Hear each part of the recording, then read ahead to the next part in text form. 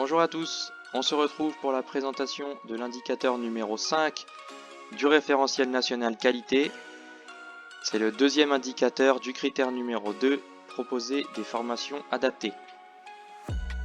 L'intitulé de cet indicateur numéro 5 est « Le prestataire définit les objectifs opérationnels et évaluables de la prestation ». Donc là, attention déjà, dans l'intitulé de cet indicateur, on voit des objectifs opérationnels et évaluables. Donc on va expliquer ce qu'est un objectif opérationnel, mais en tout cas il faudra être capable d'évaluer la progression de vos stagiaires en fixant des objectifs. Alors quelles activités sont concernées par cet indicateur? Encore une fois, toutes les activités du secteur sont concernées, les organismes de formation, les centres de bilan des compétences, la VAE et les CFA. Alors nos conseils par rapport à cet indicateur, donc dans un premier temps, il faut pouvoir être capable d'analyser le besoin du bénéficiaire pour pouvoir ensuite dégager des objectifs opérationnels qui pourront être mesurés et évalués. Donc tout ça à partir des attentes de vos bénéficiaires.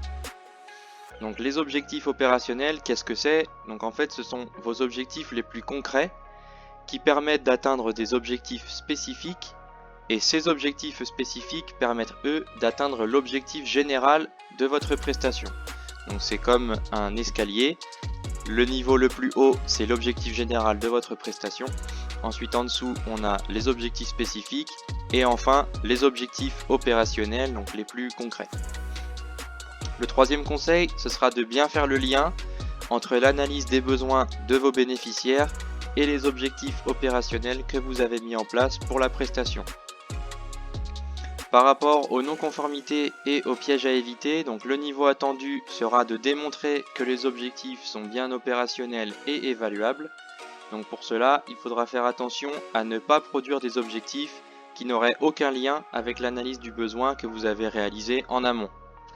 Et enfin, attention car le non-respect de cet indicateur entraîne une non-conformité majeure dans le référentiel national qualité. Pour finir, les points clés à retenir.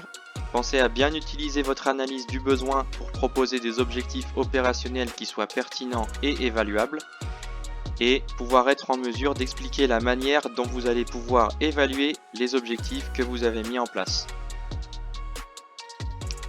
Voilà pour cet indicateur numéro 5. On se retrouve pour la suite des indicateurs de ce critère numéro 2. À très vite!